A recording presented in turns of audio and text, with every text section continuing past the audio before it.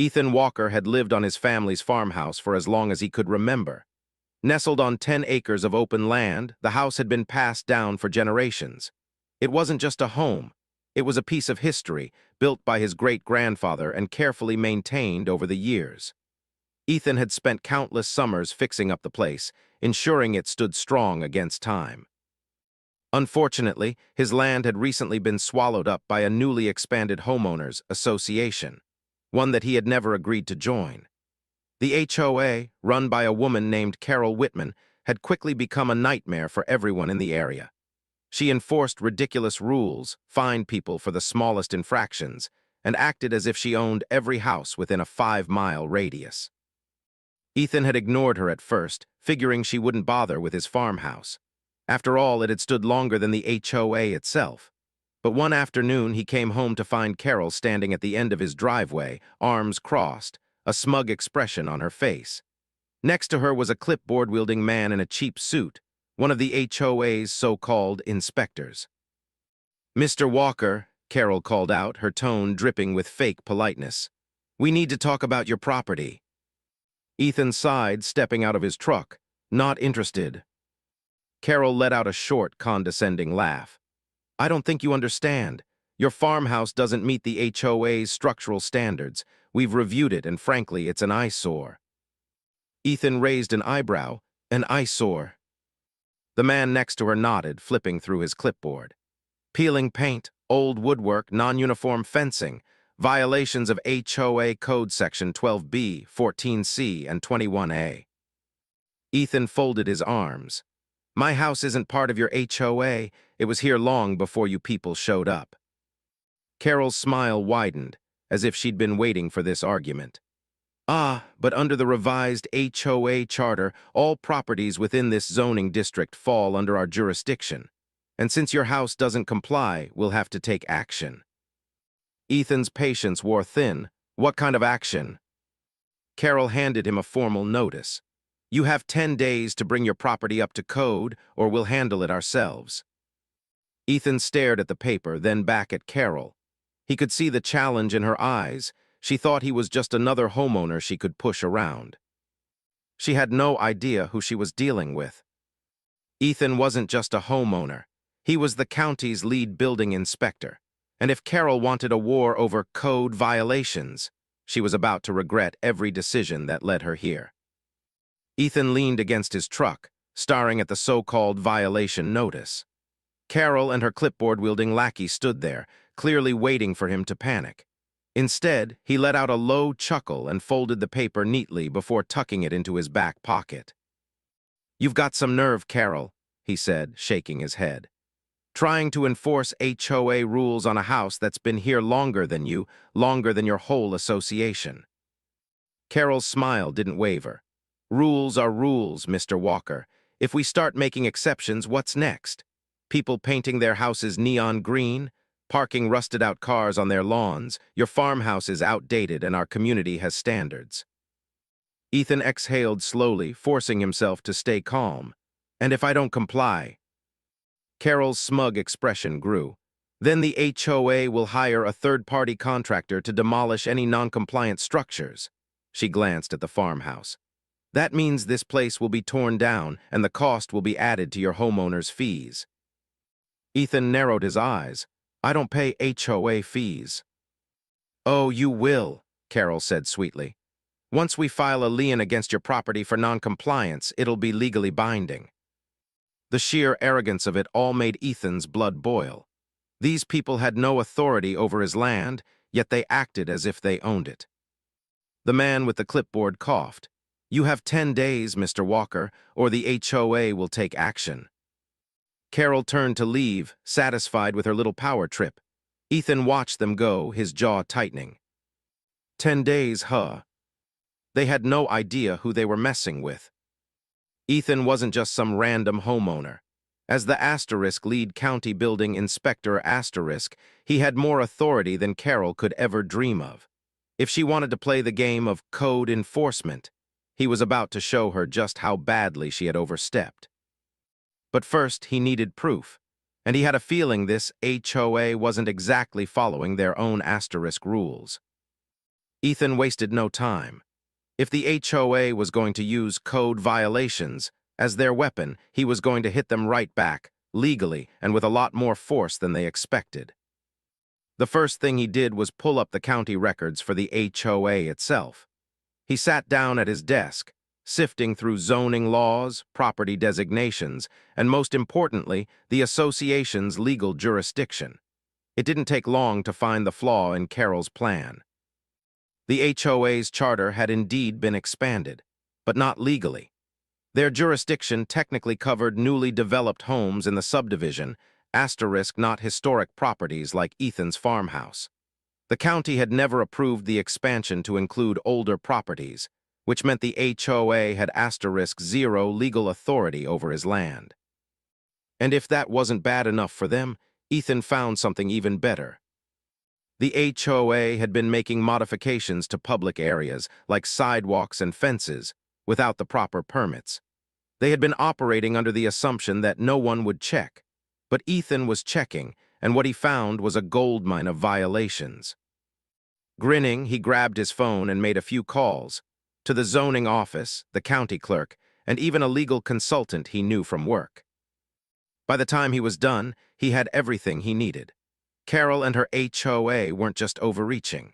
They were illegally enforcing rules on properties they had no claim to, all while breaking multiple county regulations themselves. Ethan leaned back in his chair, staring out the window at his farmhouse. Carol had given him 10 days to comply. She wouldn't make it asterisk to 10 days. The trap was set. Now all he had to do was wait. Ethan didn't have to wait long for the HOA to make their next move. 5 days after Carol's warning, he came home to find something that made his blood boil: a demolition notice stapled to his front door. Notice of removal. This structure has been deemed non-compliant with HOA regulations. Demolition is scheduled for 48 hours from the date of this notice. At the bottom, Carol's signature sat like a personal insult. Ethan took a deep breath, forcing himself to stay calm. The arrogance was astounding. Carol hadn't even waited for the 10-day deadline. She was pushing forward, fully convinced she had won. But she had just made a fatal mistake. Ethan pulled out his phone and made a call. "Yeah, it's me. I need an official zoning officer on site first thing in the morning, and you might want to bring a legal rep." The next day, Ethan stood in his driveway, arms crossed, as Carol and a group of HOA board members arrived with a demolition crew.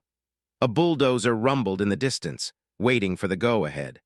Carol stepped out of her car, looking far too pleased with herself. "Well, Mr. Walker," she said, "looks like time's up. We gave you a chance, but you refused to comply." Ethan didn't say a word. He just smiled and glanced at his watch. Right on cue, a county truck pulled up, followed by 2 officials in suits. Carol's smug expression flickered. "Carol Whitman?" one of the men asked. "I'm from the county zoning board. We need to have a discussion before you proceed with this demolition." Carol straightened her blazer, trying to keep control. "There's nothing to discuss. This property is in violation of HOA standards and is scheduled for removal." The official nodded. "About that, we reviewed your claims, and it turns out your HOA has no legal authority over this property. In fact, your recent expansion was never approved by the county. That means every enforcement action you've taken, including this demolition order, is completely invalid." Carol's face turned pale. That's impossible." Ethan finally spoke up, his voice calm but firm. "Oh, it's possible. You tried to strong-arm me off my own land, but turns out you don't have the power you thought you did." The official continued, flipping through a file. "Not only that, but we've also found multiple violations committed by the HOA itself: unauthorized construction, misuse of funds, and filing fraudulent enforcement claims." He looked up at Carol. "This is serious. You and your board could be facing legal consequences." Carol's mouth opened and closed like a fish gasping for air. Then, as if things couldn't get worse, the official delivered the final blow. "As of today, the county is issuing a cease and desist order on all HOA enforcement actions until a full investigation is complete. That means no fines, no demolitions, asterisk nothing. Ethan smirked. Looks like you're asterisk out of time, Carol. The demolition crew, realizing they were about to get caught in the middle of something ugly, quietly packed up their equipment. The board members started whispering among themselves, already realizing what was coming. Carol, on the other hand, looked like she might explode. But she couldn't argue. She had been beaten, and there was nothing she could do about it. Ethan leaned against his truck, watching her squirm. This wasn't just about saving his farmhouse anymore. This was about making sure Carol and her power-hungry HOA never tried something like this again. And he wasn't done yet. Carol looked like she wanted to argue, but for the first time she had no control. The county officials had shut her down, the demolition crew had packed up, and her own board members were shifting uncomfortably, realizing just how badly she had screwed them all. Ethan wasn't about to let her off the hook. "So, Carol," he said, crossing his arms, "since your HOA doesn't actually have jurisdiction over my property, I'm curious, who approved this demolition?" Carol's face twitched. "The HOA board." "The board," Ethan interrupted, "because I checked and no official permits were filed with the county." He turned to the zoning official. "Tell me, what happens when someone orders a demolition without legal approval?" The official didn't even hesitate. "That would be considered asterisk illegal property destruction asterisk, which carries serious fines. If they had gone through with it, it could have led to criminal charges." Ethan saw it immediately, the way Carol's face drained of color.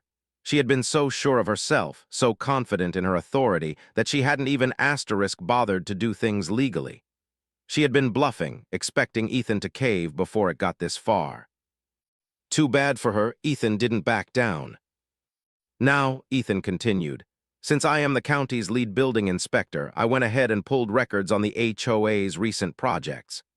He smirked as Carol's eye twitched.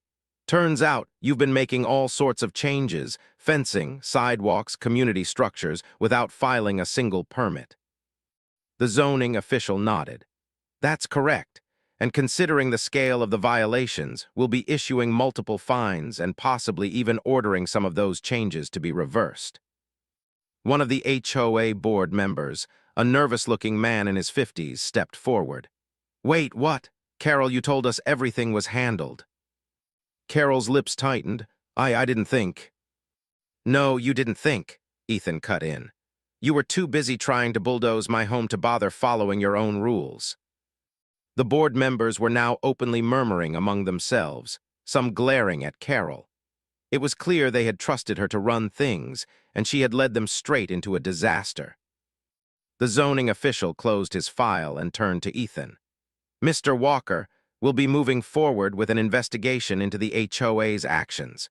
If they've been enforcing rules illegally, there could be grounds for a lawsuit from affected homeowners." Carol paled even further. "A lawsuit?" Ethan grinned. "Oh yeah, people tend to get real angry when they find out their HOA has been taking their money and making up rules as they go." Carol clenched her fists, but she had no moves left. The demolition had been stopped. The HOA was under investigation, and she was about to face the wrath of every homeowner who realized she'd been scamming them for years.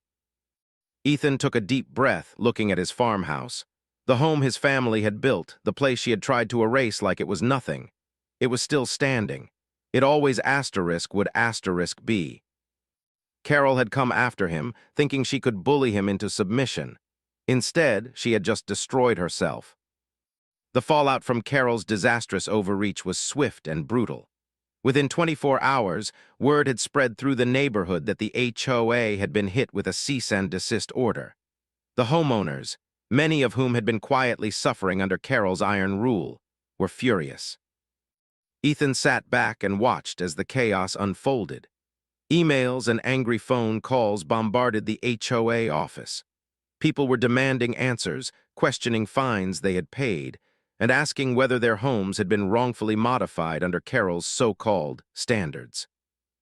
By the end of the week, the county had issued formal citations against the HOA for unauthorized construction, misuse of funds, and illegal enforcement of non-existent regulations.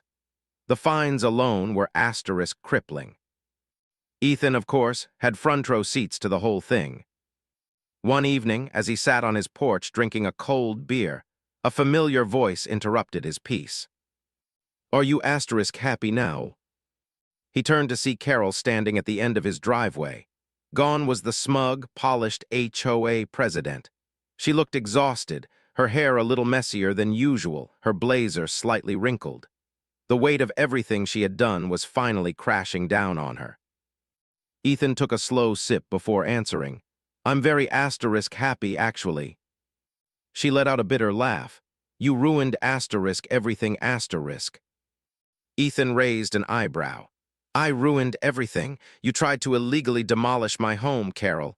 He leaned forward. "And you would have gotten away with it if I didn't know the law better than you." She huffed, crossing her arms.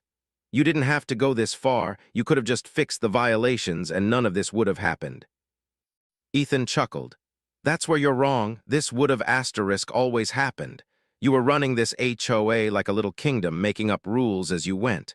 You got greedy, Carol, and now you're paying for it." Carol's face twisted in frustration. "The board is turning against me," she muttered.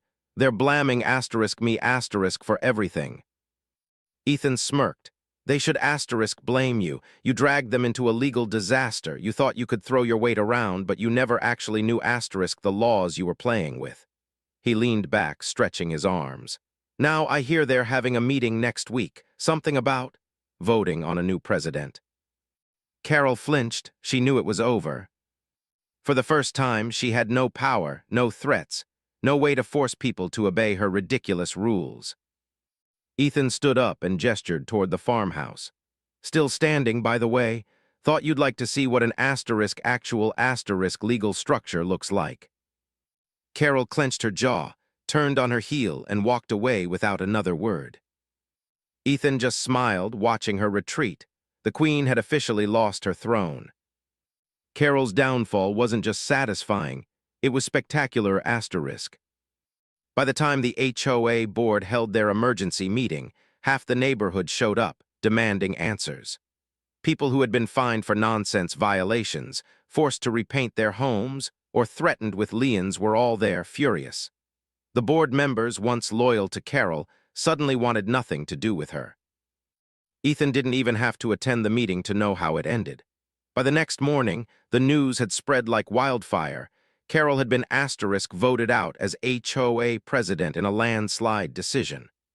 Not only that, but the board had decided to roll back dozens of her policies, including the illegal expansion that had roped Ethan's farmhouse into their control. With one vote, everything Carol had worked for was asterisk gone asterisk. A few days later, Ethan was out fixing a fence post when one of his neighbors, an older man named Tom, walked up with a grin. "Well, Ethan," Tom said, shaking his head, "you really did it. That woman thought she was untouchable, and now she's hiding in her house like a scared raccoon." Ethan chuckled. "She had it coming." Tom nodded. "Damn right she did. You know, there's talk of dissolving the HOA altogether. Turns out people don't like being bullied over the color of their front doors." That was music to Ethan's ears. He had never been a fan of HOAs, and if his fight with Carol had sparked enough resistance to shut this one down permanently, even better. Tom patted Ethan on the shoulder. "Oh, and by the way, guess who got hit with a personal fine from the county?" Ethan grinned. "Let me guess, Carol." "Bingo," Tom laughed. "Turns out, since she personally signed off on all those illegal construction projects, she's personally liable for some of the penalties. Word is, she's looking at thousands in fines." Ethan whistled. "That's rough." Tom smirked. "Yeah, shame." They both stood there for a moment, enjoying the sweet, sweet irony. Carol had tried to use the system to crush Ethan, only to have the system crush her instead. As Tom walked off, Ethan glanced back at his farmhouse. It was still standing. It would asterisk always asterisk stand. And Carol, she was finished. A week later, the HOA was in full collapse. With Carol gone and the board scrambling to avoid legal trouble, homeowners started openly discussing dissolving the HOA altogether. Petitions circulated, meetings were held, and the general consensus was clear. Asterisk, no one wanted this HOA anymore. Ethan watched it all unfold with satisfaction. He didn't have to lift another finger. Carol had dug her own grave, and now the entire neighborhood was shoveling dirt on top of it. As for Carol herself, she had gone completely silent. No more smug visits, no more clipboard-wielding inspectors. She had been stripped of power, humiliated, and left to deal with her legal problems. One afternoon, as Ethan was stacking firewood, he spotted a moving truck parked in front of Carol's house. He smirked, leaning against a fence post as she stepped outside, directing movers to load up her things. She was leaving. Perfect. As she turned, she spotted Ethan watching. For a moment, she hesitated, as if deciding whether to say something. Then, with a deep scowl, she walked across the yard and stopped a few feet away. Congratulations, she muttered bitterly. You got what you wanted. Ethan smirked. No, asterisk, you got what you deserved. Carol exhaled sharply, gripping her purse. I just wanted to make this neighborhood better, asterisk. Ethan chuckled. No, you wanted control, and now you don't have any. He nodded toward the truck. So, where to? She hesitated, then sighed. My sister's place, until I figure things out. Ethan simply nodded. Carol looked like she wanted to say more, but in the end, she just turned and walked back to her house. Moments later, she climbed into her car and drove off, leaving behind nothing but a wrecked reputation and an HOA that wouldn't survive the month. Ethan stretched, breathing in the fresh country air. His farmhouse still stood strong, untouched. No more HOA nonsense, no more power-hungry Carol, just asterisk peace. He grabbed another log, stacked it neatly, and smiled to himself. Justice had been served, and it had never tasted sweeter.